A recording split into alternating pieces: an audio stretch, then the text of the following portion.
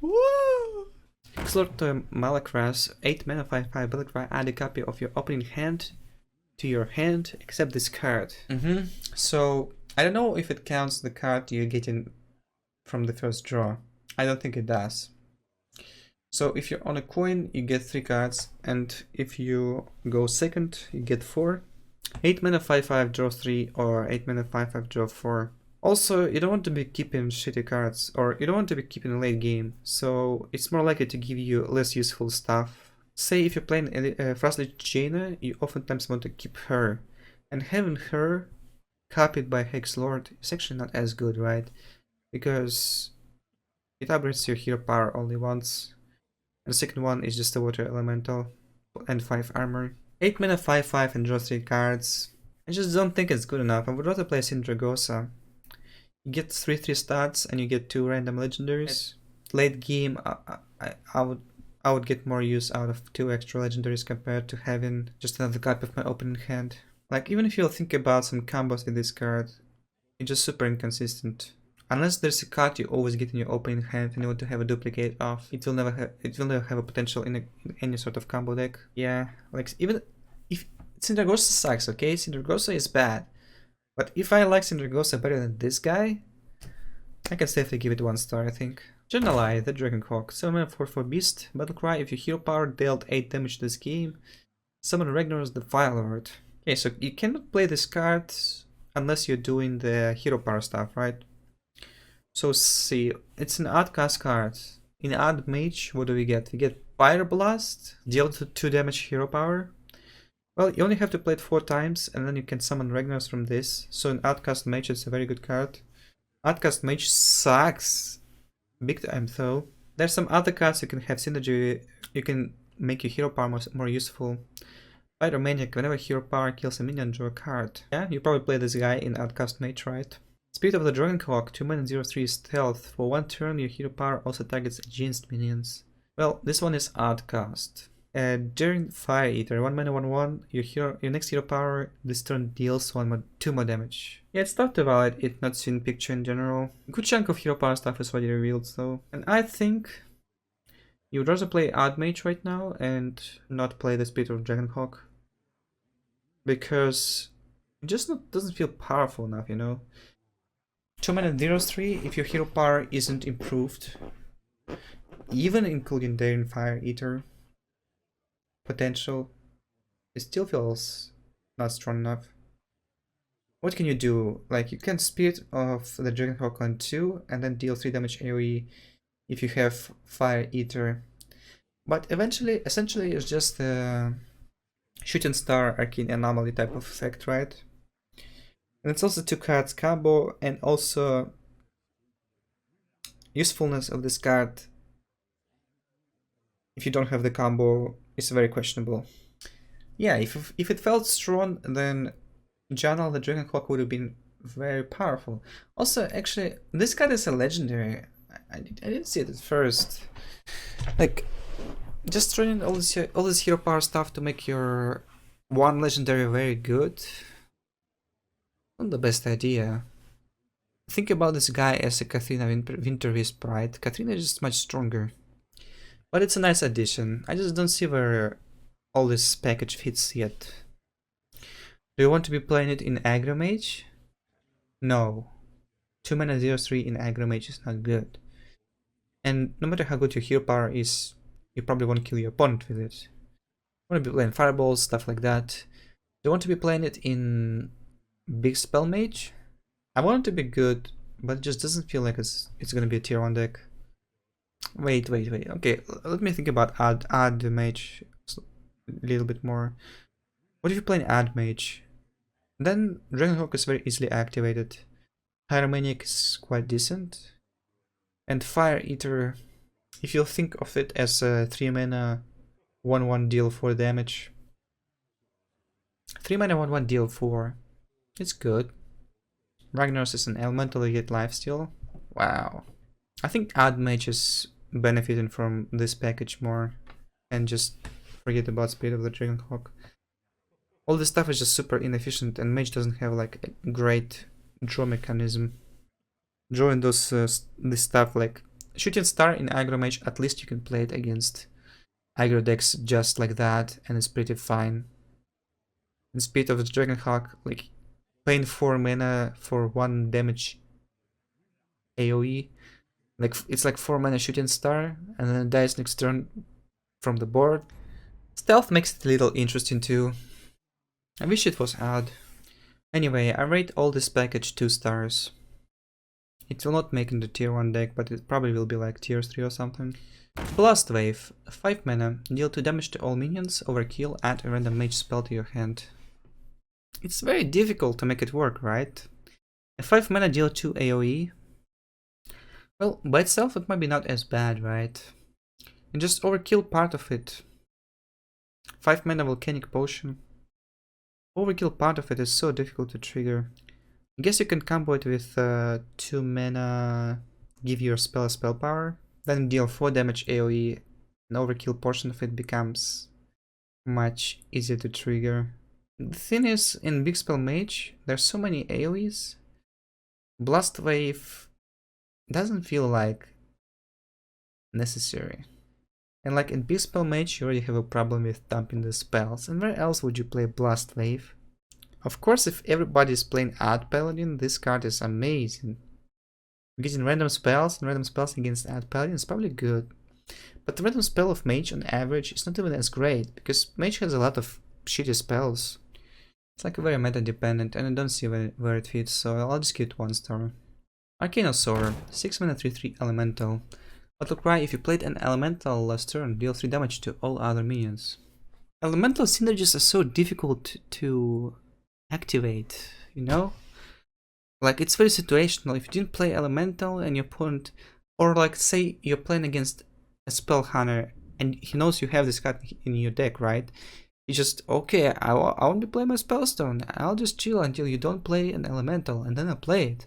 And then you can go for Arcanosaur. And also you have Meteor, Flame Strike, Dragon's Fury, all this stuff. Like, it's not situational. Like, I don't care about 3/3. I just want a reliable board clear. And this one is not at all. And it damages your own board. All other minions. It kills your own board as well. Think about Dustbreaker. You don't even have to play anything. You just have to have a dragon in your hand, and then it's active. This guy is elemental synergy guy. Like, it's not as easy to proc it. Yeah, this is a 1 star too. Yeah. Mage's dumpster again. Jaina heal. Okay. We can heal with Jaina. Woo! Guys, you know, when you play Jaina and you have it in your hand and you survive, you're probably gonna win without Arcanosaur. I'm just saying. Shivalak the Tiger, 25 mana card. Divine Shield, Range Lifesteal, you cast 1 less for each mana you've spent on spells and 7/5 Beast. It just rings the bells, lol. I really don't want to make spell heavy paladin just because I have this one card in my deck. 7/5, like even if it's 0 mana. Like, think about Kun the Forgotten King, right? You go up to 10 mana, you can get a free 7/7. Amazing. Has it seen too much play? No. There was a Viana combo, but it's more for a combo purpose, right? It's not for the purpose of a 7/7. Holy Wrath synergy. Nice, let's go for the memes. Prismatic Lens. Well, again, like, it's only like wins in the game when you play it. Yeah, it's solid. I just don't want to make a deck around it. Like, if I'm playing this card, I want to have a lot of good playable spells. I want to have in my deck anyway, and then this card fits, and then it's good. Say you're playing a deck where Blessing of Kings is nice, and where Spiker's Teeth is good, and where a new challenger is also a nice card. So, would you play this in this deck? Yeah, I think so, right? It's also Beast, if it's any important. Equality Consecration, and it's 6 mana cheaper. Blessing of Kings, it's 15. And say you're going for new challenger, making it 8 mana. And then you do a new challenger again. And now you have a 1 mana tiger. And hey, we can play it on turn 8 for 1 mana. Yeah, ideal scenario. Also, you have to have a minion on board you can Blessing of Kings and steal it. Yeah, it's fine, it's not crazy. I don't want to give it 3 even. I'll give it 2.5. Paladin stuff seems powerful, and it probably fits in it. I'm just not sure how strong of the power level it will have. By it, I mean a deck in general, not just Tiger. High Priest Thekal. 3 mana 3/4, Battle Cry. Convert all but one of your hero's health into armor.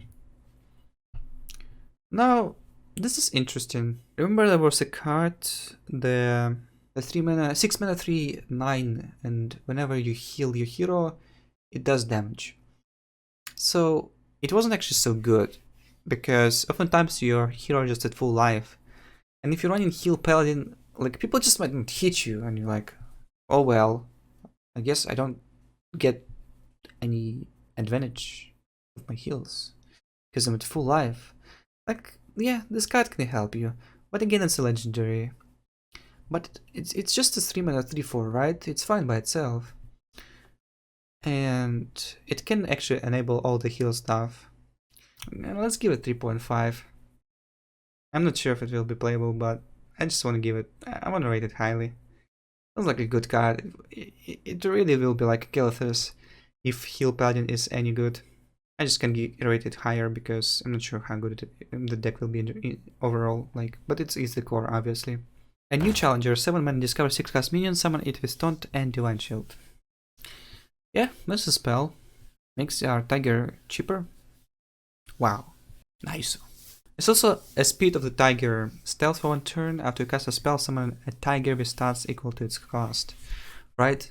So if you play this, say on 6 or something, and then like ringing the bells on it, we get a 2/2, and then we cast a new challenger next turn, and we get a 7/7 and a 7 drop with and 6 drop with Divine Shield and Taunt. Well, that's nice. Like, I can see it working. I can see it being powerful, and I think it will be. How good is 6 drop with Taunt and Divine Shield? Is it worth 7 mana, even if you discover it? I think it's just good enough.